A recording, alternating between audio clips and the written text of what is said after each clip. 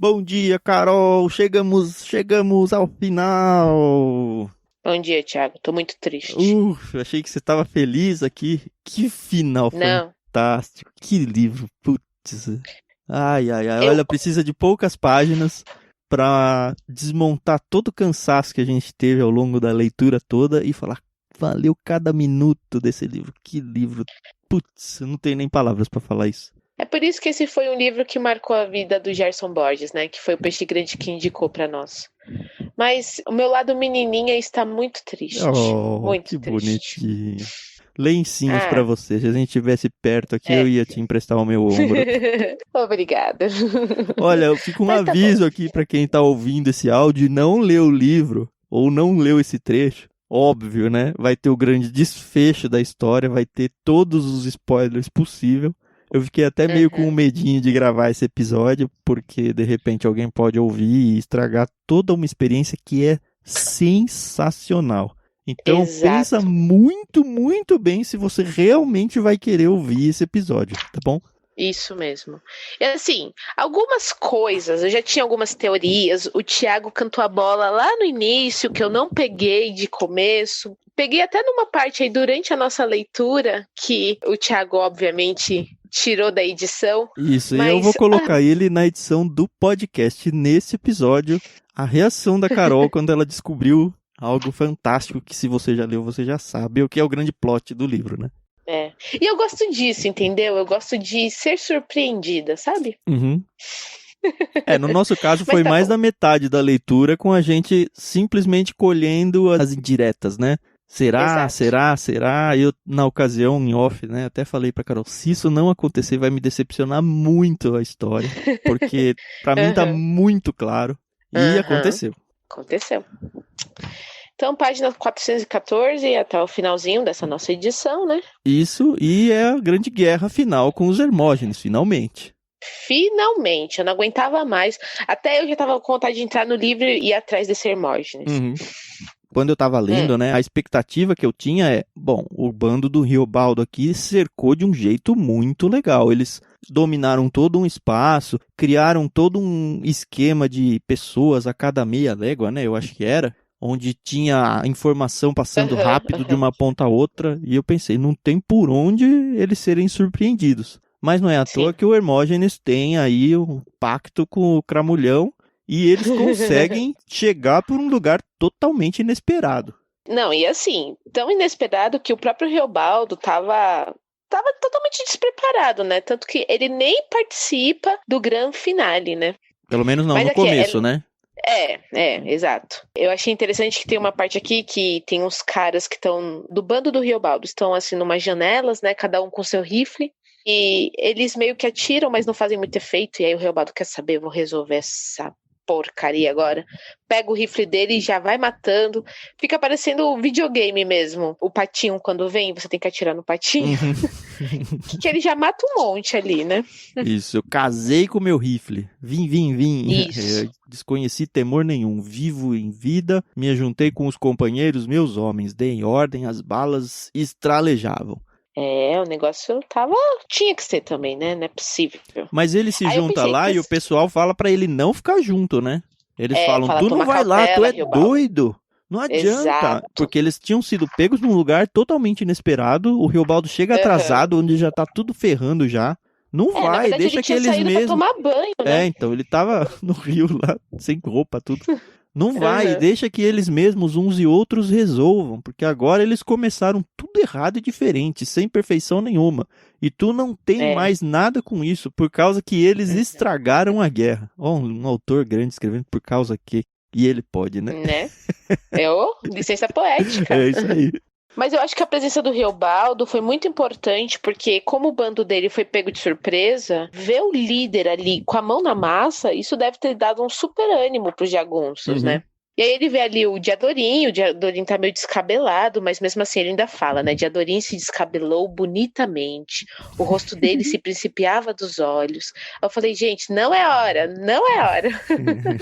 E o negócio tava feio, era um tiroteio total, ele mesmo fala aqui, né? Eu gostei de uma parte que ele fala que agora ele deixou de ser o Urutu branco pra voltar a ser o Tatarana. Porque o Tatarana é o Sim, cara que não perde o tiro, né? E aí a gente vê que esse tiroteio vai um tempão, aí ele volta pra casa onde tá o cego Borromeu, o Guirigó e a mulher do Hermógenes. E eu achei até engraçado aqui, porque mais uma vez o Guirigó, que sempre se mostrou um menino sacana e todo assim, tá morrendo de medo, que o bichinho até se treme, fala, né? Uhum. E o Reobaldo tá com sede e pergunta, onde é que tem água? E aí o Guirigó fala, lá embaixo. Meio tipo, ai, vai lá e pega pra mim também que eu tô com sede. Mas você vai pular toda a parte da chegada dele na casa, Carol? Foi Não. muito impressionante. Desculpa. Não, a gente faz um parênteses de Ford, não, né? De rewind aqui. Ele tem que chegar na casa, porque a casa é um lugar perfeito pra atirar, porque é um lugar mais alto exato. e ele é um sniper sobrado, praticamente, né? Não é? E aí como que a gente vai chegar lá com esses tiros comendo? Nesse meio aí o Marcelino Pampa morre. Ai, que dó. Ai, deu dó, viu? Porque eles estavam indo juntos ali, né? Isso. E aí, desde o início, né? então. Não, e tentando alcançar a casa ali. Marcelino Pampa, logo esse, nem olhou ninguém. Curvou o corpo sobre se quebrando em dois e encostar testas no chão e largou tudo. Espaireceu as mãos e bofou da boca diversos feixes de sangue. Sangue dele. Nossa. Ai, foi triste, viu? Foi. Você se apega a alguns personagens, né? Mas aí tem todo um tiroteio, ele tem um estratagema que aparece em filmes de comédia, né? Que você joga uma coisa na frente pra todo mundo atirar enquanto ele joga uma lata lá, uma bacia, um negócio assim. É uma bacia de... É uma bacia de... Não é ferro, né? Mas é uma bacia lá. E aí todo mundo atira nela e ele consegue, enfim, entrar na casa, sobe até o sobradinho ali, a parte alta, e aí sim que ele encontra os dois. Mas não foi a custa de nada essa chegada na casa aí. Não é que nem filme que você tá ali, de repente você já corta e já tudo se resolveu, não. Teve aqui mortes, perdas aconteceram. Uhum. É quando ele pega e fala, vou começar a atirar, e ele tá lá naquelas duas janelinhas que eu falei, e ele começa a meter bala no pessoal ali, né? Uhum. Ele ainda fala, eu sempre queria ver Diadorim, porque o Diadorim não seguiu ele, o Diadorim ficou lá embaixo, no campo, atirando sem dó também, né? Achei muito triste, né? Mais pra frente eu vou falar o que eu achei muito triste. Aliás, Carol, só fazer uma correçãozinha aqui. Quem morre tentando chegar lá, é verdade que o Marcelino Pampa morre, mas quem estava ajudando ele era o Giribibe, na 418. Tifode e Giribibe, que figuro, eles têm gente atirando de cima das árvores. Eu total aconselhei, assim rastejávamos e pouco faltava para o quintal do sobrado. Só uma cerca miúda com um chuchuzeiro pendurado com chuchus grandes. Eram uns chuchus enormes. Vambora, chefe! Que o Giriribe gritou. E caiu morto pra cá, acertado na testa. Na testa, é verdade. Também muito triste, né? Apesar dele não ter aparecido tanto quanto outros, mas foi muito triste. E quem tava lá nas janelas era o Araruta e o José Gervásio, né? E aí tem a parte lá que o Guirigó e o cego Borromeu estavam também num banco, encostado na parede. Deviam estar rezando, ele ainda fala, né? E aí ele ainda para e fala, cadê a mulher? A mulher do Hermógenes, né? E aí o Guirigó fala, a gente trancou ela ali num cômodozinho e a chave tá com o Borromeu, né? Com o cego Borromeu. Aí é quando ele pede a água, etc e tal. Eu pulei um pedação mesmo. Nessa parte, quando ele tá lá em cima, o Riobaldo, ele faz essas intromissões de história lembrando do Diadorim, né? E ele lembra da conversa que ele teve com ele, que foi uma conversa super ordinária, no sentido de comum, e que não precisaria ter sido. Isso me pegou muito, esse trecho. Ele começa a pensar no que poderia ter sido, de fato, a conversa com ele. Ele diz assim, mas porém, quando... Isso aqui é a imaginação da conversa dele com o Diadorim, né? Tu não acha que todo mundo é doido? Que um só deixa de ser doido em horas de sentir a completa coragem ou amor? Ou em horas em que consegue rezar? Não indaguei, mas eu sabia que a Diadorim havia de me dar resposta. Joca Ramiro não era doido nenhum, Riobaldo. E ele mataram. Então eu podia, revia. Mas porém, quando tudo isso findar, então, quando eu casar, tu deve de vir viver em companhia com a gente, numa fazenda, em Boa Beira do Urucuia, e aí ele começa a imaginar ele conversando e convidando ele para mudar de vida, né?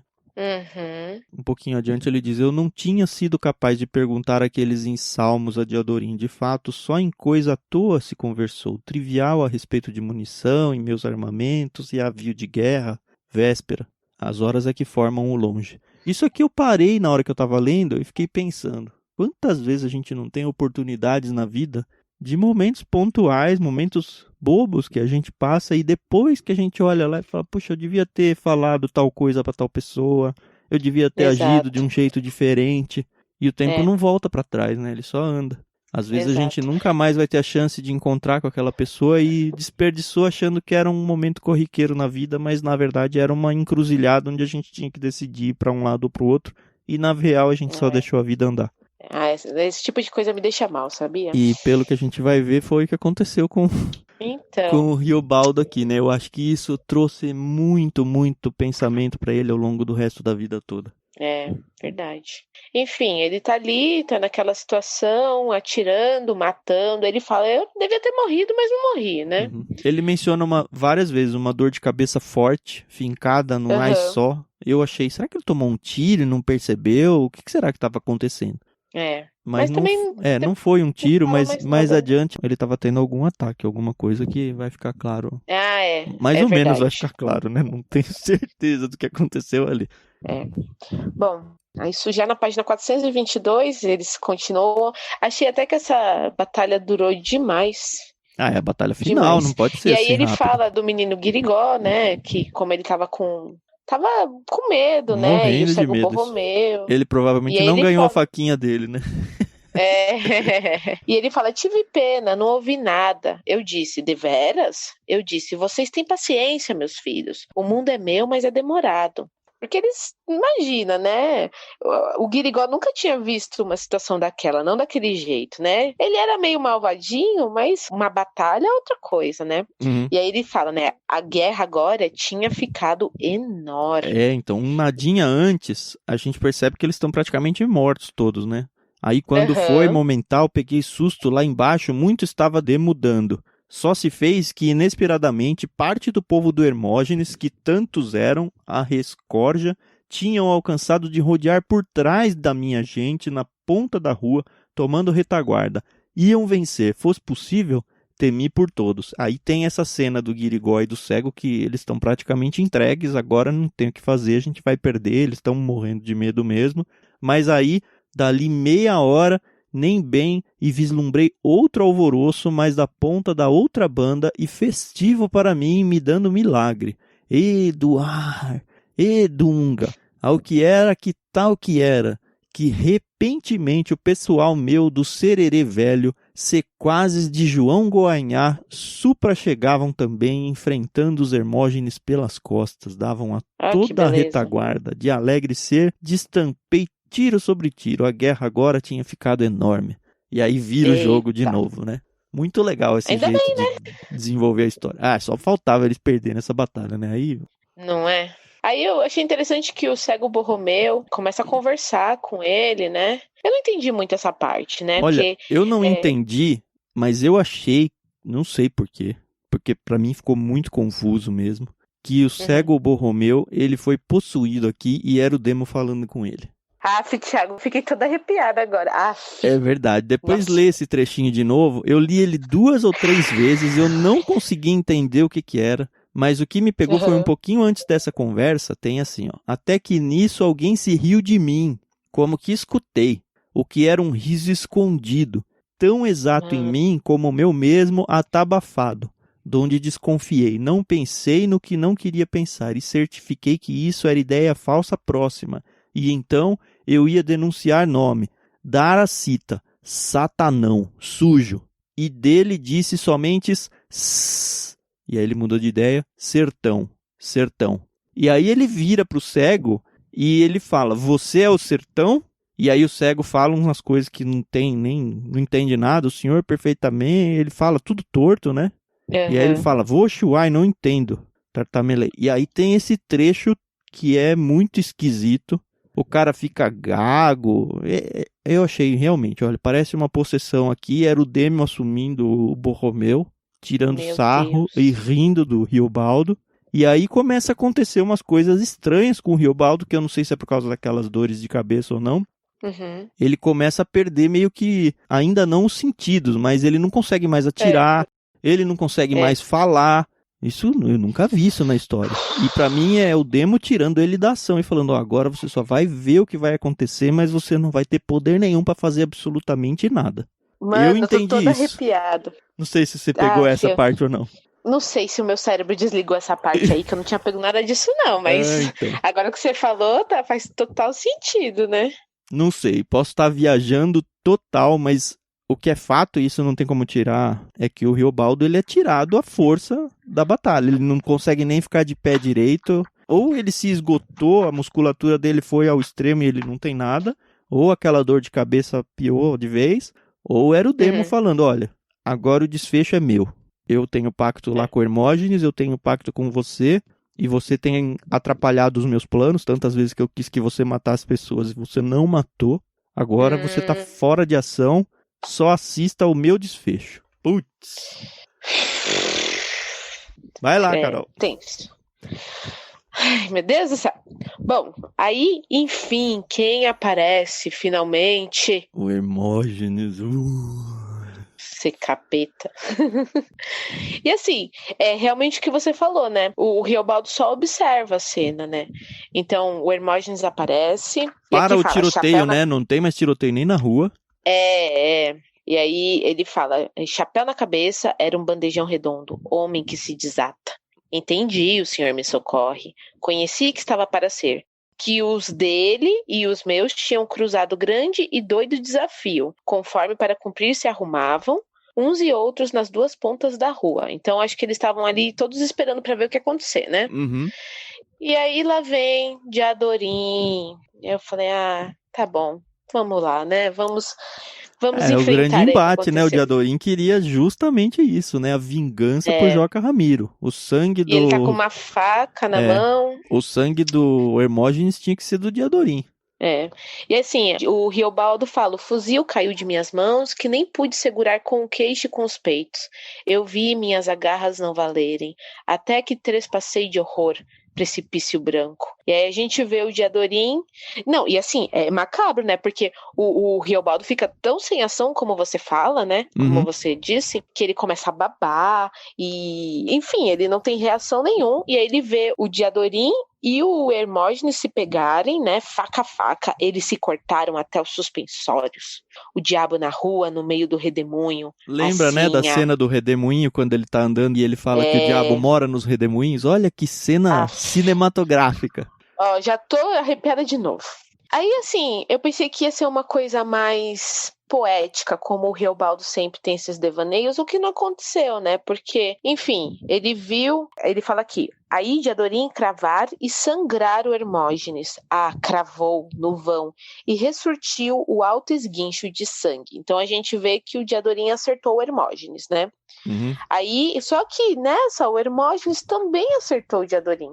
Então. Já pensou se o nosso capítulo acaba aqui assim, Carol? Já pensou, Thiago? Ainda bem que não, hein? Só que nessa, a gente vê que o Diadorim cai também, aparentemente morto, só que o Riobaldo desmaia. Pois é, como lá embaixo era fel de morte sem perdão nenhum, que engoli vivo gemidos de todo ódio urros, como de repente não vi mais Diadorim. No céu um pano de nuvens. Diadorim. Fiquei até imaginando aqui que ele viu talvez a alma do Diadorim subindo, eu não sei. Aí ele tá ali meio que desmaiado, quando ele acorda, tá ali o menino Guirigol, o cego Borromeu, esfregando o peito e o braço dele, né, trazem comida pra ele comer, um pouquinho de bebida, água e tal, e aí ele fala, Diadorim tinha morrido 1000 vezes mente, para sempre de mim, e eu sabia, e não queria saber. Meus olhos marejaram. E aí eu fiquei pensando, né? Fora o diálogo que ele teve na cabeça dele, qual foi a última coisa que ele falou, né, pro Diadorim, né? Nada, né? E nada. Não se despediram. Um gostava muito do outro, mas ficou nisso. E aí ele fala, e a guerra? Chefe, ganhamos, que acabamos com ele. João Gonhaiá e o Fafafa com um dos nossos ainda seguiram perseguindo os restos. E aí o Hermógenes está morto, remorto, matado. Morto, remorto, o do Demo. Havia nenhum Hermógenes mais. E aí poderia ser o fim do livro, mas ainda bem que não foi, porque o final daqui pra frente é fantástico. Então vamos ao final. Volta a Laripe e o Kips. E o que eles descobriram? Que não era nenhum senhor Abão, não era Otacília, porcaria nenhuma. Olha só, cara. Era vossa noiva, não, chefe, o que a Laripe relatava. O homem se chamava Adão Lemes, indo conduzindo a irmã dele, fazendeira, cujo nome é a Esmeralda. E ele tinha falado da pedra, ele falou, a pedra de verdade não era uma esmeralda, né? A pedra era uma... Você lembra qual que era? Topázio. Era um topázio, porque quando falam, tá chegando lá e parece que tem uma esmeralda, aí ele fala, não era, ele tomou pelo nome da pedra, o nome da pessoa. Tudo errado. Aí ele pergunta, morreu muita gente? Demais. E aí começa a falar, né, o que aconteceu e tal. Aí chamam a mulher do Hermógenes, né? E eu achei que, vão matar ela, né? Mas não. Eu também achei. Aí tem uma conversinha ali com ela, chamam ela pra olhar a janela e fala, olha lá, queriam meio que jogar na cara dela o seu marido morto. E ela responde, eu tinha ódio dele. Eu também teria. E aí ela fala, me tragam o Diadorim. Me traz aquele dos olhos verdes, né? Isso. E aí eu já sabia o que tinha acontecido. Olha, levam o Reinaldo, né, o Diadorim, e aí começa, meu Deus, Jesus! Ninguém entende o que tá acontecendo, né? E aí narra uma parte muito bonita. Aquela mulher, que era a mulher do Hermógenes, não era má de todo. Pelas lágrimas fortes que esquentavam meu rosto e salgavam minha boca, mas que já frias já rolavam. Diadorim, Diadorim, meus buritizais levados de verdes, Buriti, do ouro da flor, e subiram as escadas com ele, em cima da mesa foi posto. Diadorim, Diadorim, será que a mereci só por metade? Com meus molhados olhos, não olhei bem, como que garças voavam, e que fossem campear velas ou tocha de cera, e acender altas fogueiras de boa lenha, em volta do escuro do arraial. E aí continua aqui falando... A mulher quer limpar o corpo, né? Isso. E assim, a gente já tinha percebido que essa mulher tinha uma intimidade muito grande com o Diadorim. Isso. Ela pede pra limpar o corpo antes desse trechinho que você vê aí, como é que ela mesma, bebendo a toalha, limpou as faces de Diadorim, casca de tão grosso sangue repisado, e a beleza dele permanecia. Só permanecia, mais impossivelmente. Mesmo como jazendo assim, nesse pó de palidez, feito a coisa e máscara, sem gota nenhuma, os olhos dele ficado pra gente ver. Ele ficou de olho aberto, né, pra ver o olho verde de novo. A cara economizada, a boca secada, os cabelos com marca de duráveis. E aí a mulher começou a rezar, né, diante do corpo, começou a lavar o corpo. Ela me mal entendia, não me mostrou de propósito o corpo e disse... Diadorim, nu de tudo. E ela disse, adeus dada, pobrezinha. E disse, eu conheci, como em todo tempo antes eu não contei ao senhor, e o senhor é o doutor que ele está contando, e mercê peço, mas para o senhor divulgar comigo a par, justo travo de tantos segredos, sabendo somente no átimo, em que eu também só soube, que Diadorim era o corpo de uma mulher. Moça perfeita, estarreci. A dor não pôde mais do que a surpresa. A coice da arma, de coronha. E aí, esse era o grande segredo do Diadorim. O Diadorim era uma mulher, né? Apaixonada pelo Riobaldo, né?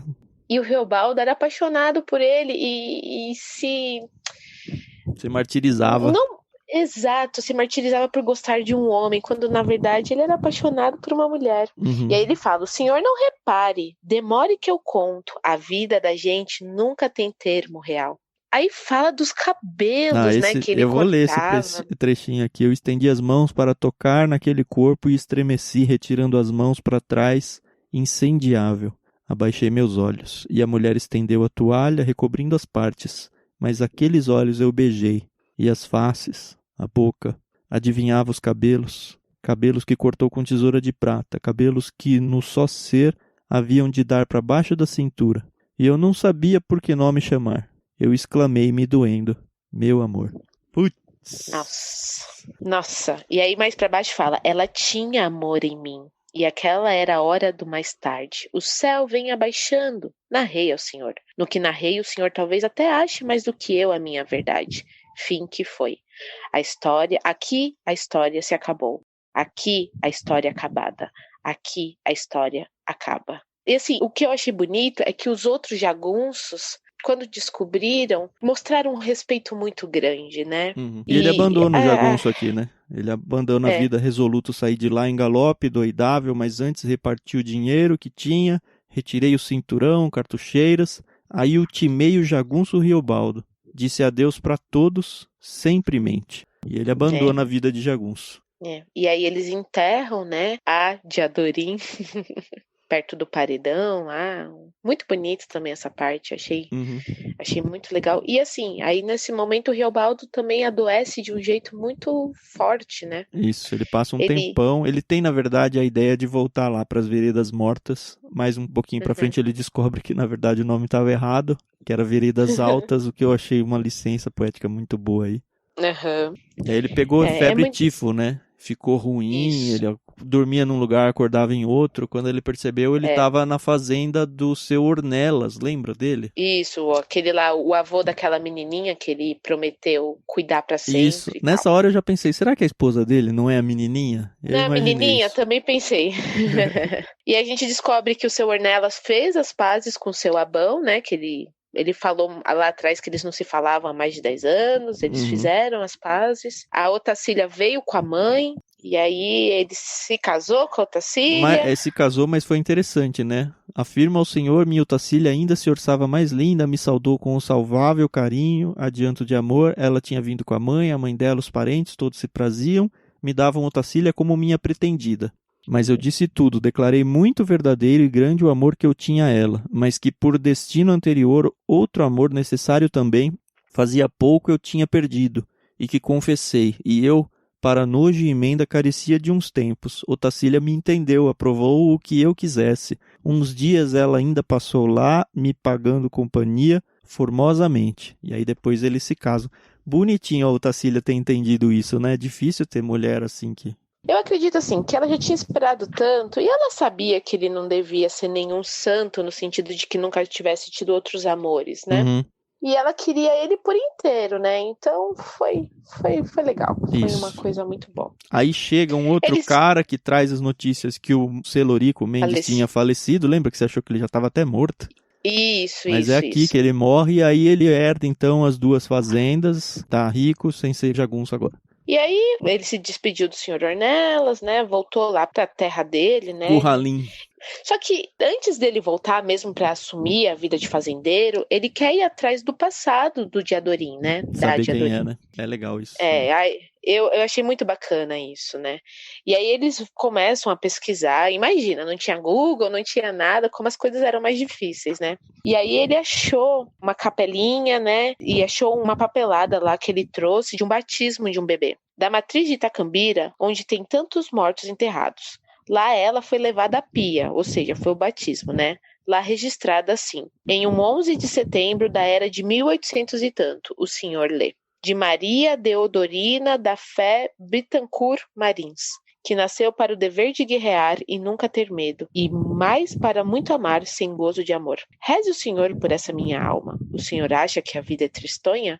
E aí você vê também que a Deodorina não tinha o sobrenome do Joca Ramiro. Eu acho que ela não era filha, no fim das contas, não. Também acho que não. E aí ele ficou triste ainda por mais um tempo, né? Obviamente, né? Ele sentia muitas saudades de Adorim, né? De tudo que eles tinham passado juntos. Eu fico me pensando, Carol, se o Joca Ramiro não sabia que o Diadorim era mulher e tomou ela meio que como filha. Eu tô pensando isso naquela vez que eles se reencontraram e ela ficou olhando pra ele e ele ficava procurando ela, lembra? Porque tinha um carinho especial entre os dois. E ela só conseguiria fazer parte de um bando de jagunço se ela escondesse a identidade sexual dela mesmo, né? Não tem muito o que cogitar aqui. Sei lá. Fica aí pra gente, pra posteridade. Não sei se o autor deu essa informação em algum lugar. Pois é.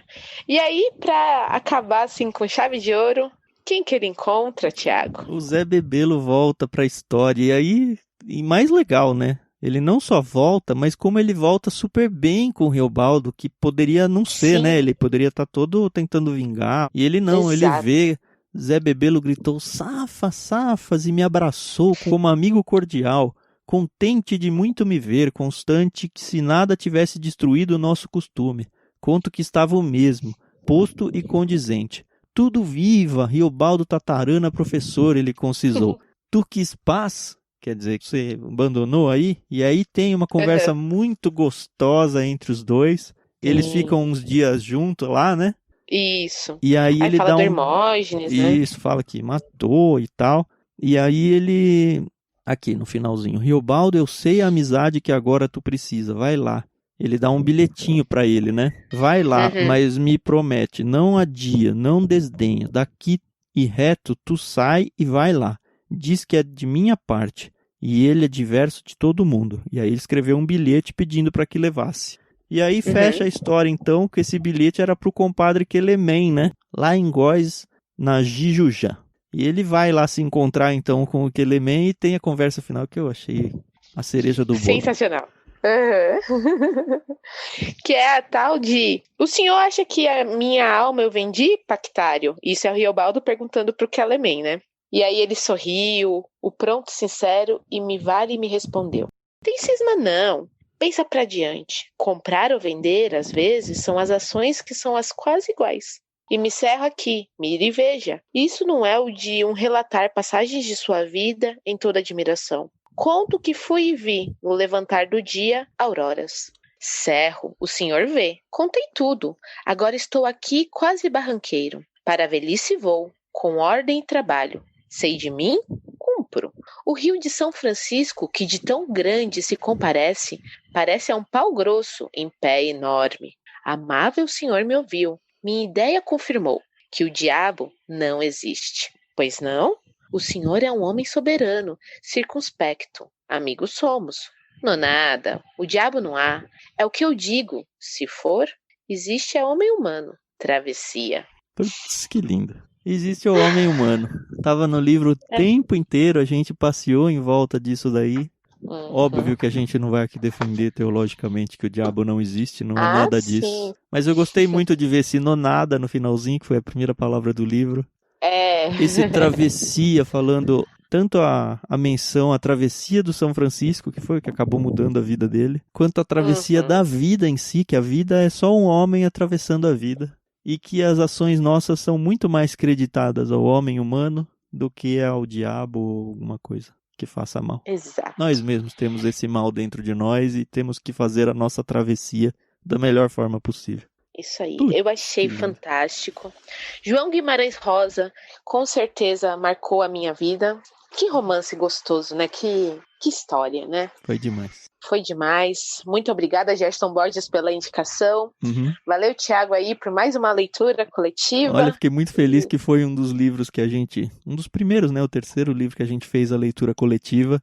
Principalmente porque o jeito que a gente tem feito a leitura, de ler e conversar todo dia sobre ele... Eu não tô falando nem tanto de vocês aí, apesar de ter sido muito bom, mas a experiência pra mim, assim, de ler junto com a Carol foi fantástica. Porque muitas e muitas vezes ela me trouxe ideias que eu não peguei, já percebi que o contrário também aconteceu várias vezes.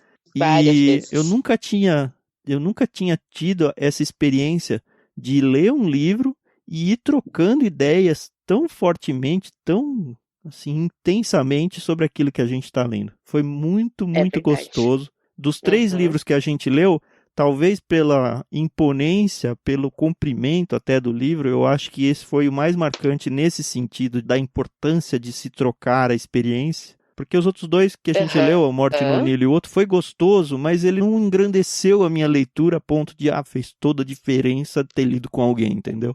Esse, pra mim, pegou muito mais fundo isso. Sim, e foi uma leitura mais comprida, você mesmo falou, né? Então a gente viveu isso mais intensamente, né? Foram 20 dias, então foi muito bom, muito bom mesmo. É interessante que 20 dias, um mesinho, se a gente não tivesse lido nada durante um mês, esse mês ia passar em branco. Pra mim, pelo menos, parece que foi uma vida lendo esse livro, e só passou um mês.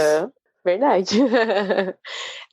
Muito bom. Ficamos essa aí da lista. Fica o convite para você vir com a gente pro próximo. Vai ser um livro curtinho, rapidinho, provavelmente bem tranquilo, bem levinha a história, pra gente dar uma descansada na mente, que vai ser A Biblioteca Mágica de Bibi Bolkin. Se você chegou até aqui com a gente, você já sabe que esse projeto nosso é gratuito, então qualquer um pode chegar e participar. Então convidem outros amigos para ler com vocês, para que você tenha com pessoas que você conhece essa experiência que a gente teve aqui também. E considere no seu coração ajudar a gente sendo um dos nossos mantenedores. Dentro do post aí tem as informações. Vai ser de grande valia pra gente. De qualquer forma, a gente segue fazendo isso de graça e torcendo para que agracie a vida de vocês como tem agraciado a nossa. Isso mesmo. Acho que o Thiago disse tudo. Foi um prazer, pessoal, e a gente se vê no próximo Diário de Leitura. Tchau, tchau. Tchau, tchau.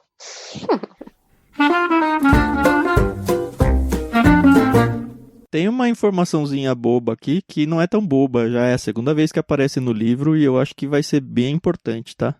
Ele fala aqui, Diadorim permanecia lá, jogado de dormir, de perto sentia a respiração dele, remissa e delicada. Eu aí gostava dele. Não fosse um como eu, disse a Deus que esse ente eu abraçava e beijava. E com o vago devo de ter adormecido, porque acordei quando o Diadorim no mexe leve se levantou, saiu sem rumo, levando a capanga e ia tomar seu banho em poço de córrego de barras no clarear, desde que depressa eu tornei a me dormir. Lembra que o Diadorim só toma banho à noite. Já foi dito isso uma vez. É verdade, e sozinho. E sozinho, já foi dito isso uma vez. Isso vai ser importante, eu tenho certeza. Tiago! Já sacou alguma coisa, é isso? Eu saquei por causa... Abre aí um parênteses, Thiago. O Diadorim é uma mulher. É isso aí. Porque na série lá da Globo, quem fazia o Diadorim era a Bruna Lombardi. Pois é, toma banho sozinho. Spoiler. Tem uma... Eu Tá tenho sempre com certeza. ciúme. Tá sempre com ciúme dele, não quer ver ele com nenhuma mulher. Tem a pele branquinha. Isso, falou com voz de menina naquele caso, quando eles estavam lá, tinham atravessado o rio e o escravo veio atrás dele. Rapaz! É isso aí. Tá bom, vamos voltar. Vai pro ar isso ou não? Acho que não sei, acho melhor não, né?